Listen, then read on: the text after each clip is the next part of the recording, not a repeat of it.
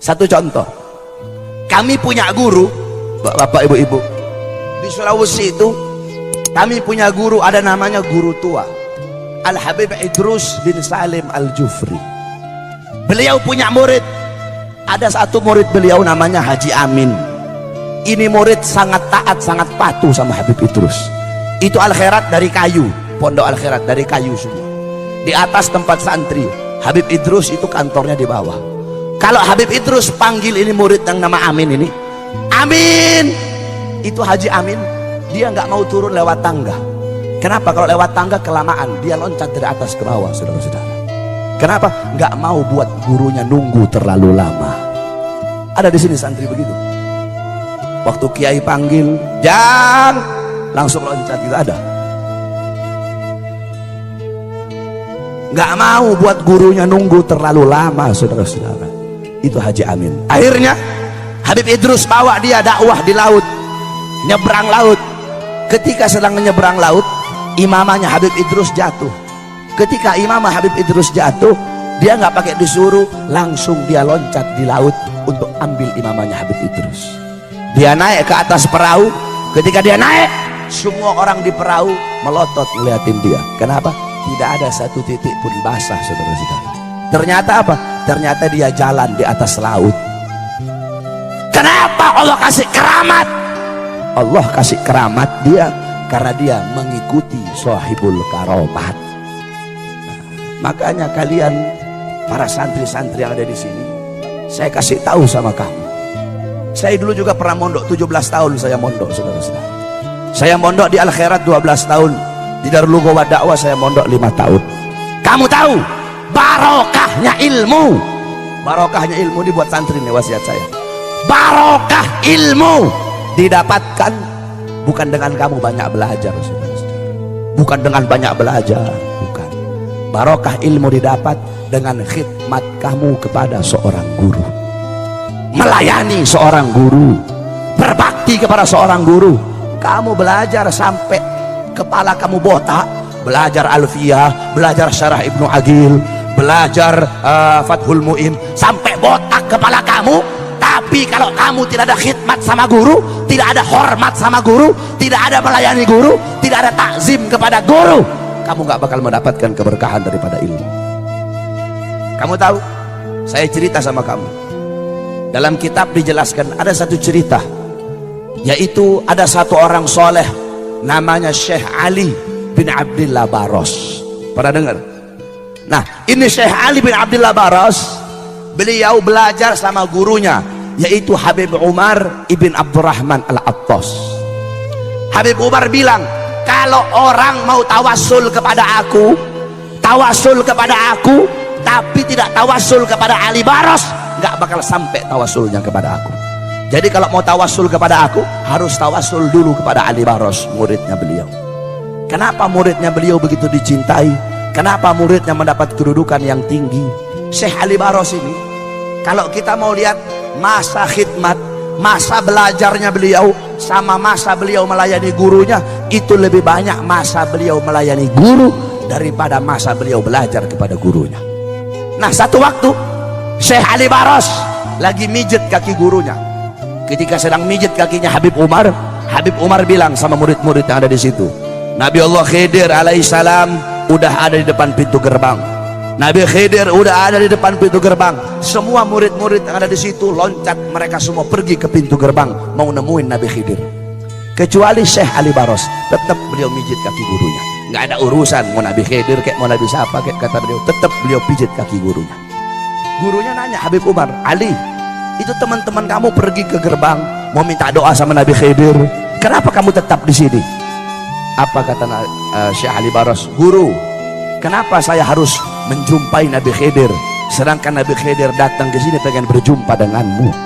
Wahai guru, bagiku kedudukanmu sebagai guru lebih mulia dan lebih utama daripada Nabi Allah Khidir alaihissalam. Bagiku kedudukanmu sebagai guruku lebih utama daripada Nabi Allah Khidir alaihissalam. Saudara-saudara, bukan seberapa banyak engkau ada di hati gurumu. Sebab banyak orang sekarang ini cari muka doang depan guru. Santri-santri begitu tuh. cari muka depan guru. Bukan seberapa banyak, bukan seberapa besar engkau ada di hati gurumu, tetapi seberapa besar gurumu ada di dalam hatimu, saudara-saudara. Abuya Maliki, Al-Habib Muhammad bin Alwi Al-Maliki, beliau berkata, ada 4 kategori santri itu. Santri ada 4 kategori. Kata beliau, pertama, santri yang pandai, santri yang zaka, santri yang pinter, yang satir, yang alim, santri yang pinter, kemudian melayani gurunya, khidmat kepada gurunya. Ini golongan pertama. Golongan kedua, ada santri yang pinter tapi tidak melayani gurunya. Golongan ketiga, ada santri yang bodoh melayani gurunya.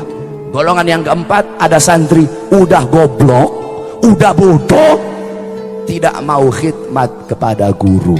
Nah, dari 4 ini yang paling utama yang pertama, pinter melayani guru. Dari 4 ini yang paling hina yang keempat, udah goblok, lapar goblok, kenyang goblok, tidak khidmat kepada gurunya. Kau tahu para santri, kalian para santri, ridhonya kalian, Allah menyembunyikan 3 keridhaan. Pertama, keridhaan seorang anak, Allah letakkan melalui keridhaan orang tuanya. Kedua, keridhaan kepada seorang istri, Allah letakkan meridhoi keridhaan suaminya. Ketiga, keridhaan Allah kepada seorang santri melalui keridhaan gurunya. Ada satu cerita tentang ketaatan seorang santri kepada gurunya. Syekh Abu Bakar bin Salim, beliau punya murid Syekh Babakhromah namanya. Satu waktu Syekh Babakhromah mau belajar sama Syekh Bakar bin Salim. Kata Syekh Bakar bin Salim, kalau kamu mau belajar sama saya tes dulu. Saya tes, kamu cari gunung yang tinggi, loncat ke bawah. Lihat Syekh Bakar bin Salim itu. Akhirnya karena Syekh Babakhromah pengen belajar sama Syekh Bakar bin Salim, nggak apa-apa, dia cari gunung yang tinggi, kemudian dia loncat, saudara-saudara. Ketika dia loncat, udah ternyata nggak apa-apa. Dia pergi ke Syekh Bakar bin Salim, udah wahai guru, kata Syekh Bakar bin Salim, tadi kamu loncat merem atau melek? Saya loncatnya merem. Ulang lagi, nggak boleh, harus melek kamu, nggak boleh kamu merem. Naik lagi nih Syekh Babakhromah ke atas gunung, dia loncat ke bawah. Ketika dia loncat, dia melihat malaikat sedang nampung dia sehingga dia nggak apa-apa. Itu yang pertama. Yang kedua, kata Syekh Bakar bin Salim, kamu pergi ke masjid, ketika orang-orang sholat ngadep kiblat, kamu sholat membelakangi kiblat, kata Syekh Bakar bin Salim. Beliau ngetes ini murid yang mau belajar sama beliau. Jadi udah, orang-orang sholat ngadep kiblat, beliau sholat ngadepnya begini, membelakangi kiblat. Ini orang-orang yang sholat bilang, wah ini orang sudah gila ini. Orang sholat ngadep kiblat, kok ini orang membelakangi kiblat. Ketika sholat, dia sholat membelakangi kiblat.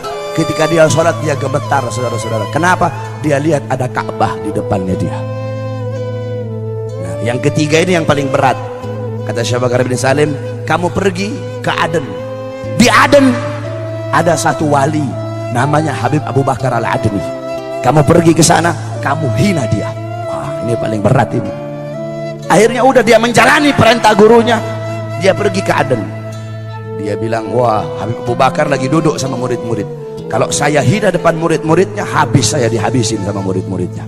Nah, Habib Abu Bakar kan wali, jadi walaupun dari jauh Habib Abu Bakar bisa dengar apa yang saya bilang. Ngomong dia dari jauh, ya Habib, setinggi-tingginya ilmumu, lebih tinggi ilmu guruku Syekh Abu Bakar bin Salim. Habib Abu Bakar berdiri, saudara-saudara, ditunjuk ini murid tadi sama Habib Bakar. Itu dari tangannya Habib Abu Bakar keluar api. Begitu mau sampai sama ini Syekh Babakhromah, itu api meledak. Baru dia pergi pulang lagi ke Inat. Ketika dia pulang ke Inat, dia bilang, guru, saya sudah jalani semua perintahnya kamu. Kata Syekh Abu Bakar bin Salim, sekarang aku terima kamu menjadi muridku. Nah, ini Syekh Babakhromah lihat tangannya Syekh Abu Bakar bin Salim gosong. Ini beliau tanya, guru, kenapa tanganmu gosong? Iya, tadi aku menangkis apinya Al-Habib Abu Bakar Al-Adni. Kalau aku nggak tangkis, kamu sudah mati.